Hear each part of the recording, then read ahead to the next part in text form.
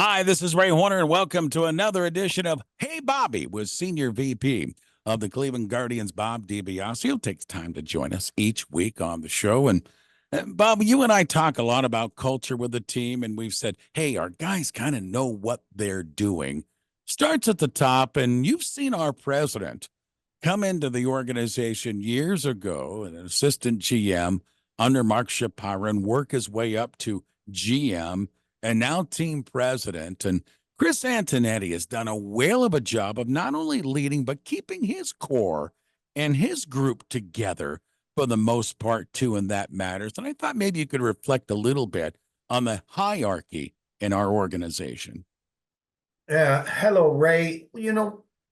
I think when you talk about Chris, it's important for anybody out there listening to share this kind of knowledge with those that you come across that are interested in working in the game of baseball, and whether it's on the business side or the baseball side. Chris graduated from Georgetown University in 1996, and he was a magna cum laude graduate of Georgetown, where he happened for a year and a half, 2 years, was the manager of the hoops team at Georgetown, and he got to spend a whole lot of time with legendary coach John Thompson, and taught him a whole lot about leadership and dealing with athletes. And he talks about that year and a half, 2 years is probably one of the greatest, might be the most important learning experience that he's had in his life, working alongside John Thompson. He then went on to get a master's degree in sports management at the University of Massachusetts. Then he joins as an intern. So people need to understand you don't become the president of baseball operations of a baseball team overnight. That in 1997, I think it was, that he's an intern for the Montreal Expos at West Palm Beach, Florida, their complex, their spring training home. And then they hire him in the player development department, and we hire him. He works there in 98, and then he comes to us as an assistant in the baseball operations in 1999. So he's been with us 26 years. This will be his ninth as the president of baseball operations. That's one of the things that fans may not understand about the hierarchy. Paul Dolan sits at the top of the organization as the chairman and the chief executive officer. Then there's two branches, baseball and business. On the baseball side, you have Chris Antonetti, who is the president of baseball operations.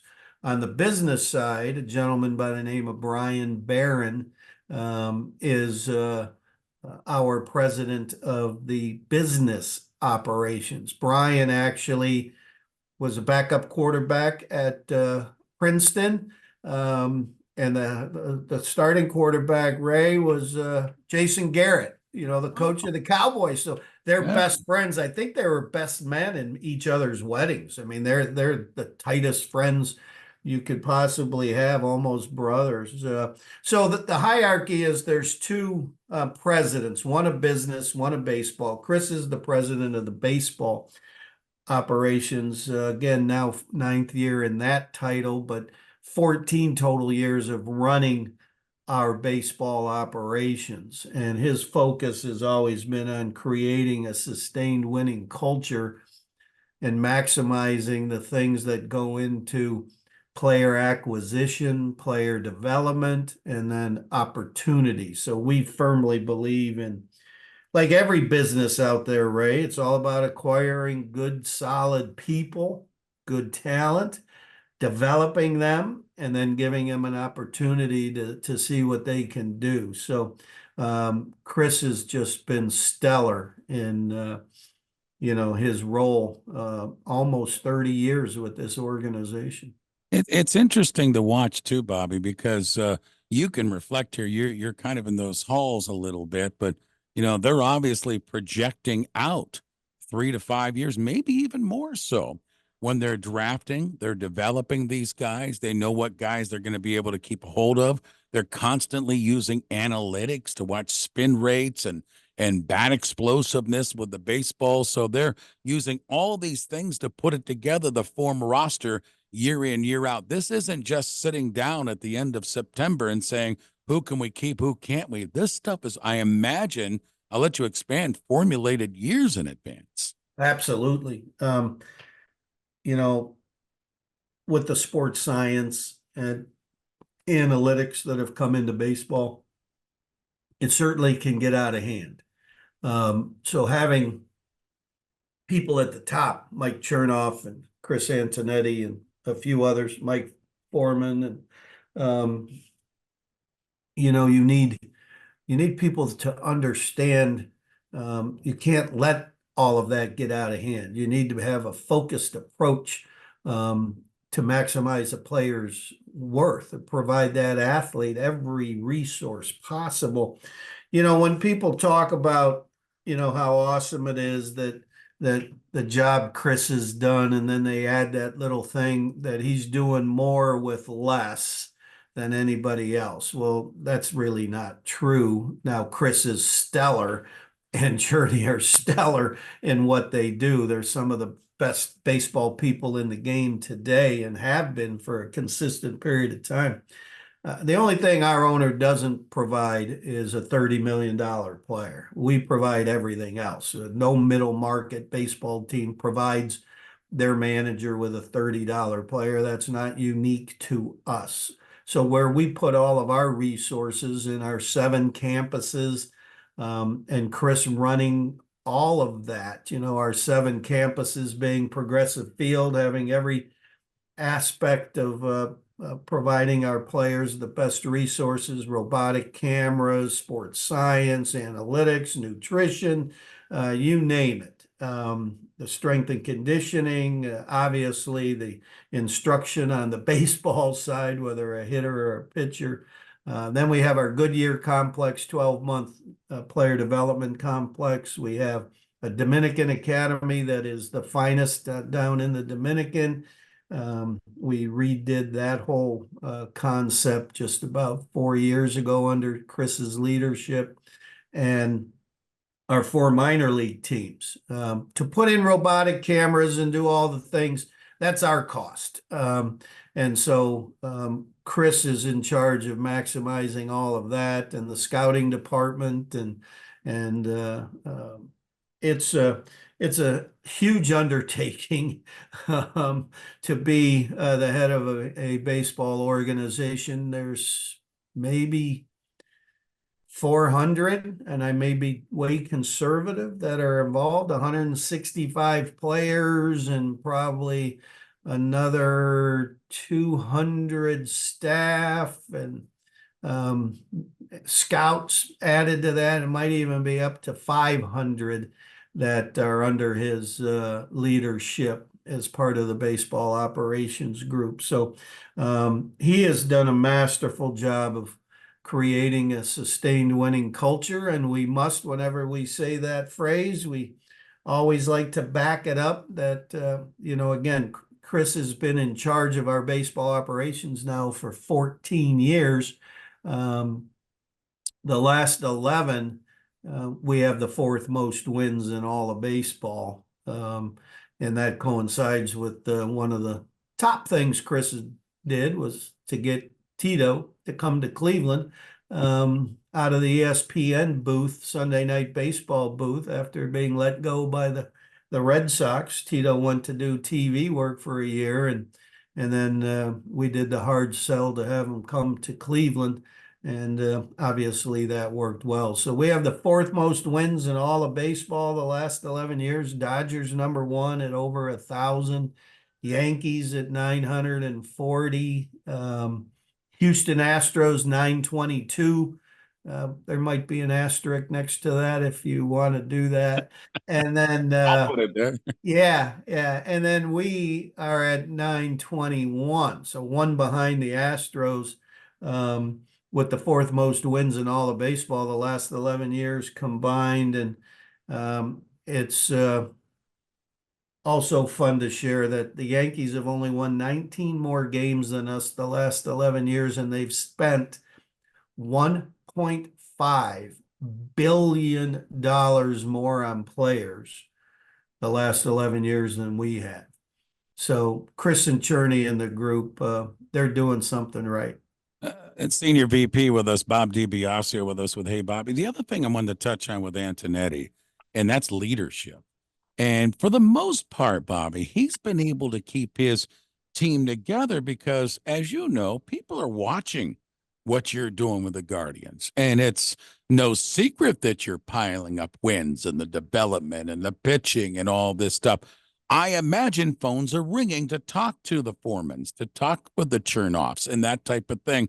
The culture that you and I have talked about is important, and it starts there on the baseball operations. Obviously, Chris Antonetti's ability to lead.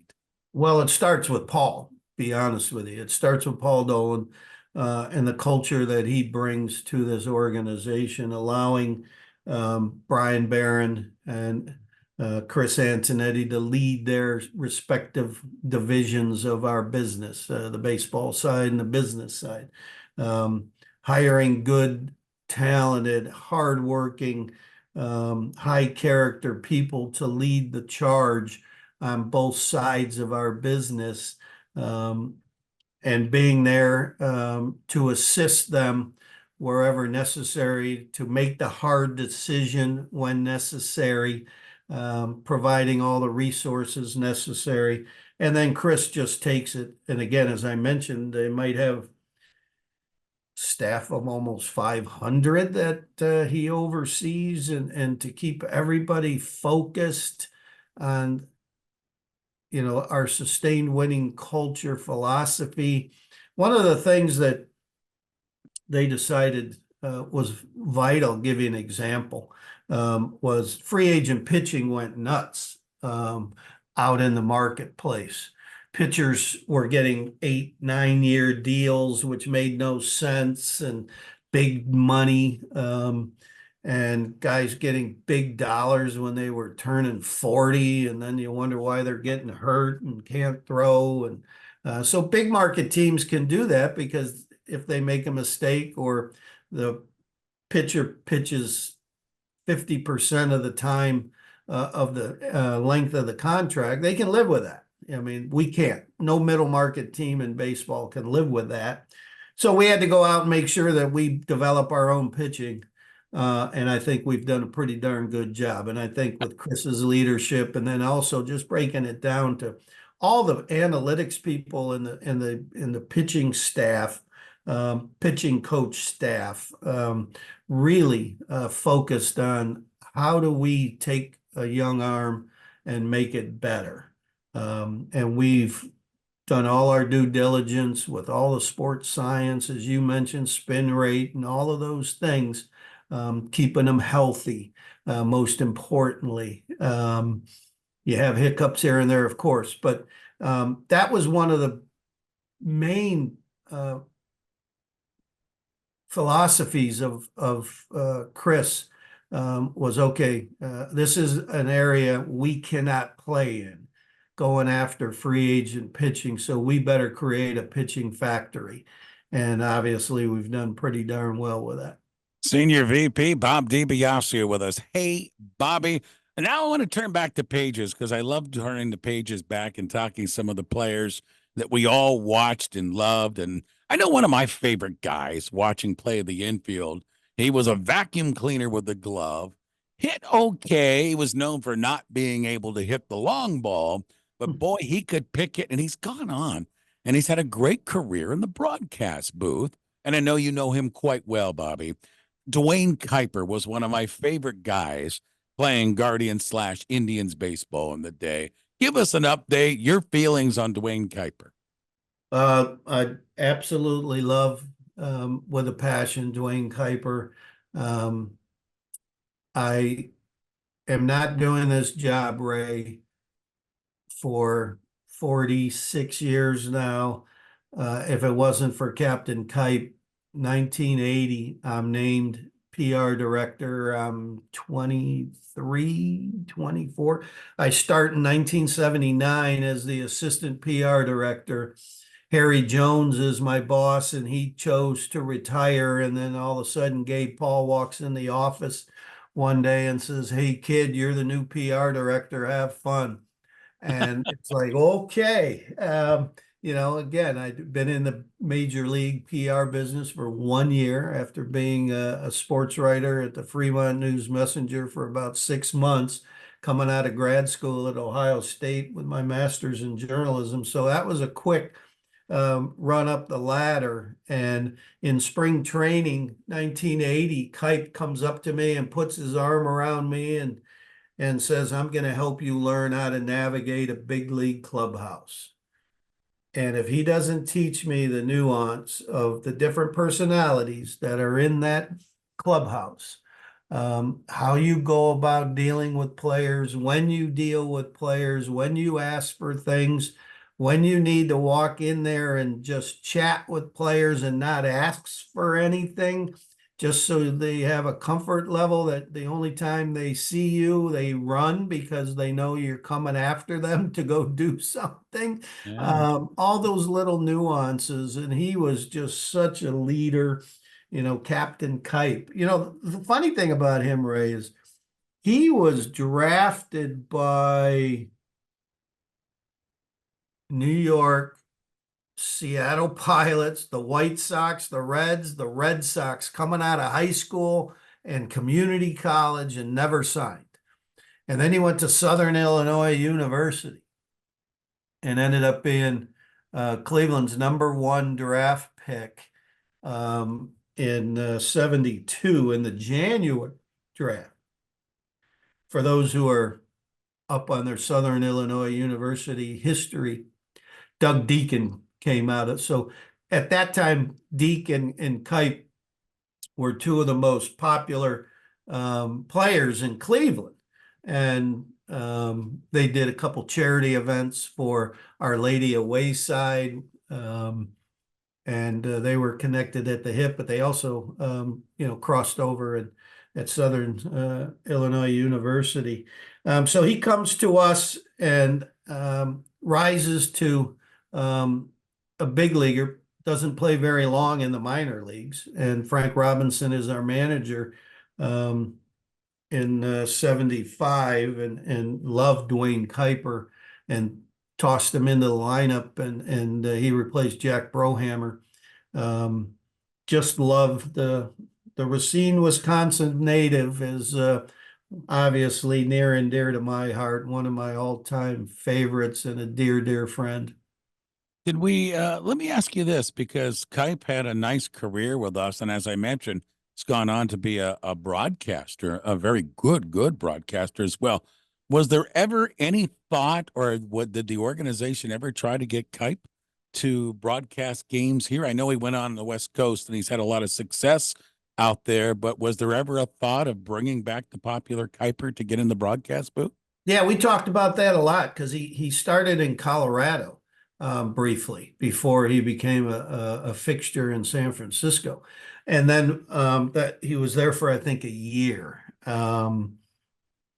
and in Colorado. And then when he ended up, he did some sports talk radio, a baseball talk thing on KBNR in San Francisco. And obviously, when he jumped into the TV booth in San Francisco and we would talk about that, we just had no way to match the salary that he was getting in a major market like San Francisco. Plus, he had just married a young lady, Michelle, from Hawaii. And so they settled on the West Coast, and his life became so connected. Mike Krukow and him, Emmy Award-winning broadcasters, considered always when you look at the rankings of sorts of who's got the best broadcast out there. We think ours is pretty darn good, of course. But Kipe and Krukow have been at the top of that list for many, many years. He is so good at what he does. But yeah, we've tried to talk him out of it a couple times, and then we knew, he is a Racine, Wisconsin guy who grew up on a farm, settled in San Francisco. Much like our farmer in our broadcast booth, Tom Yeah. Hamilton, and we'll take him any day as well. There you go, another edition of Hey Bobby with Hey, senior. before we go, I got to do, here's Duane Kuiper's bobblehead from, when we played in the first interleague game in San Francisco. Their promo department had a blast. This is a bobblehead from the San Francisco Giants Oh, promo day when the Tribe was in San Francisco the very first time in interleague play. They decided to have some fun with him, and I needed them to send me. This is one of my prized possessions because he means so much to me. But what a fun it's a good likeness promotion, of him because at the too. bottom it says August 29, 1977, when he hit his only home run against Steve Stone at Cleveland Stadium. So that's pretty funny. A lot of I, fun. I remember that call by Herbie, by the way, on that Yeah. home run for sure. All right, there you go. Another edition of Hey Bobby, senior VP with the Cleveland Guardians. Bob DiBiasio joins us, takes time out of his work week to join us each week here on WAKR. Bobby, thank you again. I appreciate it. We'll do it again next week. Thank you, Ray. Have a great day. Go Guardians.